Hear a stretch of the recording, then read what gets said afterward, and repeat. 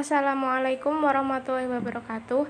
Saya Niken Lestari, NIM 202012032, kelas akuntansi 1A. Di sini saya akan menjelaskan materi manajemen pengantar mengenai bab fungsi staffing. Definisi staffing. Staffing adalah usaha untuk mengisi dan memenuhi kebutuhan tenaga kerja manusia dalam suatu organisasi. Staffing juga didefinisikan salah satu fungsi manajemen yang berupa penyusunan personalia pada suatu organisasi sejak dini, dari merekrut tenaga kerja, pengembangannya, sampai dengan usaha agar setiap petugas memberi daya guna maksimal kepada organisasi. Macam kegiatan staffing. Kegiatan staffing meliputi 1.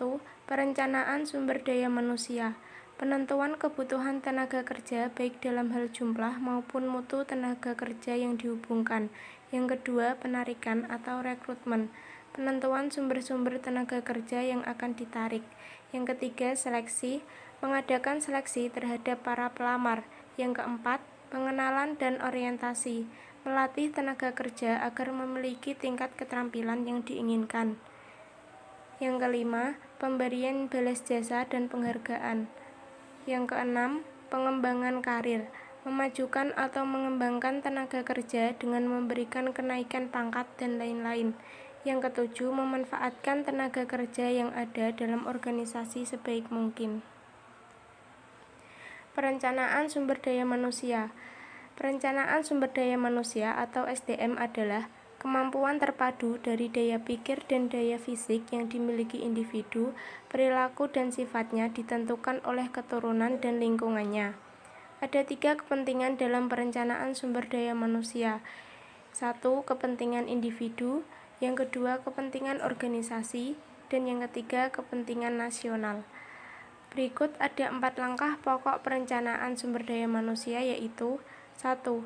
Untuk kebutuhan masa depan. Yang kedua, untuk keseimbangan masa depan. Yang ketiga, untuk pengadaan, seleksi, dan pemberhentian. Dan yang keempat, untuk pengembangan. Macam jenis kebutuhan tenaga kerja dalam organisasi. Paling tidak ada 2 macam kebutuhan tenaga kerja, yaitu kebutuhan akan tenaga kerja atau staf manajerial. Yang kedua, kebutuhan akan tenaga operasional.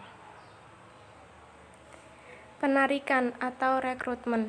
Salah satu bagian yang penting dari proses rekrutmen adalah pengembangan suatu pernyataan tertulis mengenai isi dan lokasi atau pada bagian organisasi dari setiap pekerjaan. Spesifikasi pekerjaan merumuskan latar belakang pribadi, pengalaman, serta karakteristik lainnya yang dipersyaratkan agar dapat melaksanakan tugas dengan baik. Sumber tenaga kerja. Macam-macam sumber tenaga kerja. 1. Sumber dari dalam, yaitu ada pengangkatan atau promosi, pemindahan atau transfer, penataran atau upgrading, taman atau sanak famili karyawan sendiri. Yang kedua, ada sumber dari luar, yaitu ada pasang iklan, menghubungi lembaga pendidikan, mengambil dari perusahaan atau organisasi lain, menghubungi kantor tenaga kerja, menghubungi serikat buruh, dan sumber-sumber lain. Seleksi. Ada 2 metode seleksi untuk menyaring calon-calon pelamar, yaitu 1. Metode gawang berantai, di mana calon pegawai diseleksi secara bertahap. Calon yang diterima menjadi pegawai adalah calon yang telah lulus dari setiap tahap seleksi yang diadakan organisasi. Yang kedua, ada metode kompensatori, di mana calon pegawai diuji sekaligus tanpa ada pentahapan. Calon yang diterima menjadi pegawai adalah calon yang telah lulus dari seleksi. Contoh pada metode ini adalah seleksi mahasiswa baru model Simpen Maru. Kemudian proses seleksi. 1. Pengisian formulir. Yang kedua, tes psikologi yang terdiri dari IQ, kecakapan, kejuruan, dan kepribadian. Yang keempat, ada tes wawancara, dan yang terakhir referensi. Pengenalan dan orientasi. Setelah diseleksi, karyawan ditempatkan pada suatu pekerjaan dan diperkenalkan dengan organisasi melalui berbagai bentuk organisasi. Masa orientasi adalah waktu yang dipergunakan untuk memberikan orientasi atau perkenalan pegawai baru kepada pimpinannya dan teman-teman sekerjanya. Selanjutnya, latihan dan pengembangan. Cara untuk melatih pegawai dalam suatu organisasi diantaranya 1.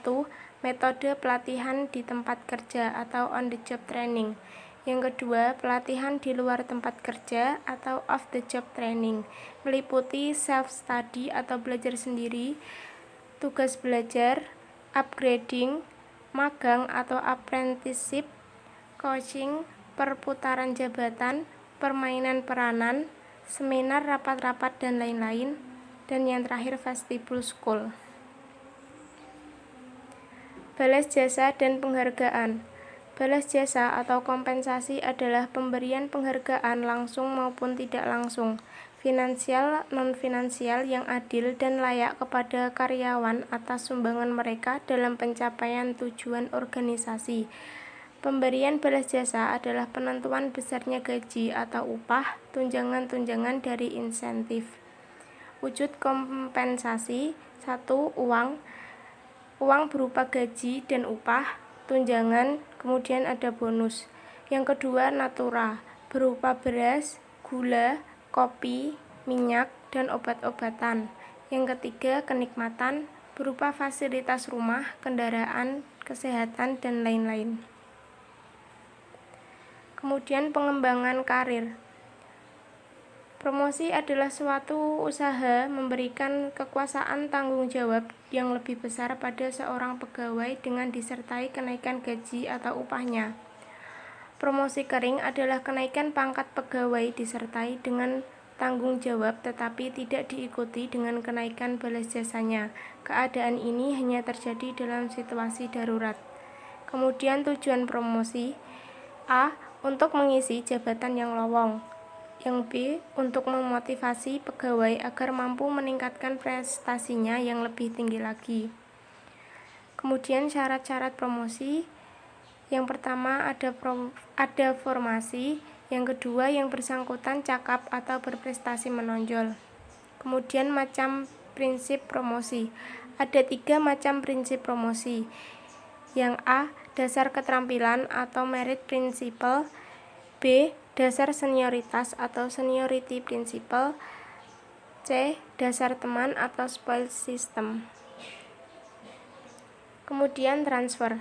Transfer atau pemindahan pegawai adalah usaha untuk meningkatkan kembali pegawai pada jabatan yang paling sesuai dengan latar belakang pribadi pegawai yang bersangkutan. Tujuan transfer adalah untuk mendapatkan kepuasan kerja karyawan setinggi mungkin dan prestasi kerja yang tinggi. Ada 2 alasan pokok transfer, yaitu A. Karena permintaan sendiri pegawai yang bersangkutan. Yang B. Karena ingin dari pemimpin sendiri. Kemudian PHK. Pemberhentian pegawai atau PHK adalah keputusan pemutusan hubungan kerja antara pihak perusahaan atau organisasi dengan karyawannya. Alasan pemutusan hubungan kerja adalah 1. Permintaan pegawai sendiri. Yang kedua, keputusan perusahaan atau organisasi karena pegawai yang bersangkutan telah melanggar tata tertib atau urusan disiplin pegawai. Yang ketiga, pegawai meninggal dunia. Dan yang keempat, telah habis jangka waktu kontrak kerjanya seperti disebutkan dalam surat perjanjian kerja bersama. Berikutnya ada tujuan pensiun. Tujuan pensiun pegawai adalah A. Untuk mengadakan peremajaan pegawai sehingga prestasi kerja tetap tinggi. Yang B.